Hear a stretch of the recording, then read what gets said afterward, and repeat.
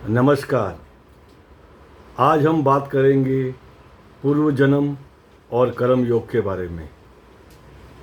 एक हिंदू फिलॉसफी ने बहुत ही अच्छा लिखा है कि जो होता है, जो होने वाले का समय है, वो तय किया गया है।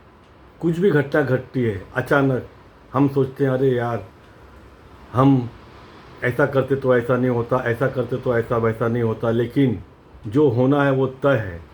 इसीलिए गिल्टी महसूस करने की कोई ज़रूरत नहीं है। दूसरी बात, जब हमें कोई मिलता है अचानक, तो वो हमारे पूर्व जन्म का कोई ना कोई होता है। वो अपने माँ भी हो सकती है, अपने पिता भी हो सकता है, अपने भाई बहन भी हो सकता है, अपने मित्र भी हो सकते हैं, शत्रु भी हो सकते हैं, पत्नी भी हो सकती है, पति भी हो सकता है।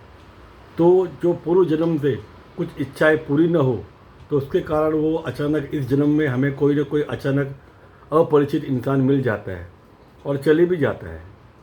जब चले गया तो उसके बारे में सोचना भी नहीं है, वो अंत होना ही है।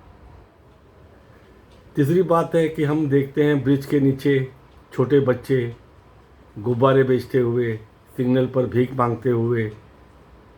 तो वो सब कर्म का फल है, पिछले कर्मों का फल है, क्योंकि वहाँ उनका जन्म हुआ उस जगह।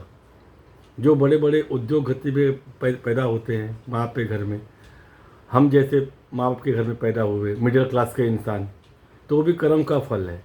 लेकिन इस जन्म में अगर हम अच्छे कर्म करें तो अगला जन्म में हमें अच्छा जन्म मिलता है, अच्छी योनि मिलती है।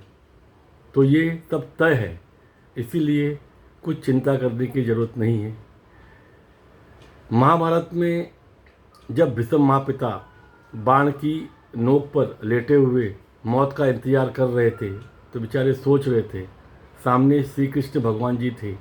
तब भीष्म माता ने पूछा, हे केशव, आज मैं बाण के नोक पे लेटा मौत का इंतजार कर रहा हूँ, इसका कारण क्या है?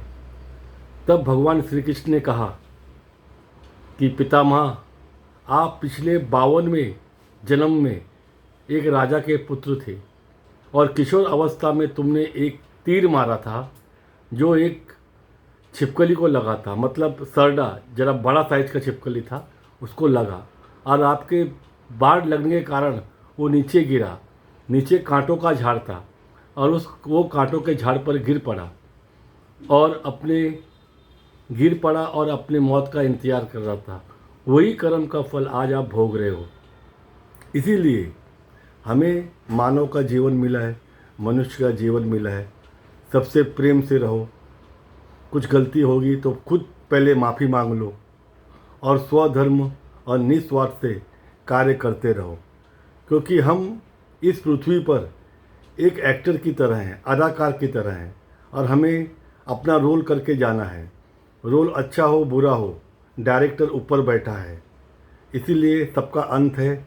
सभी को अपनी एक्टिंग करके ऊपर जाना है। जय श्री कृष्ण।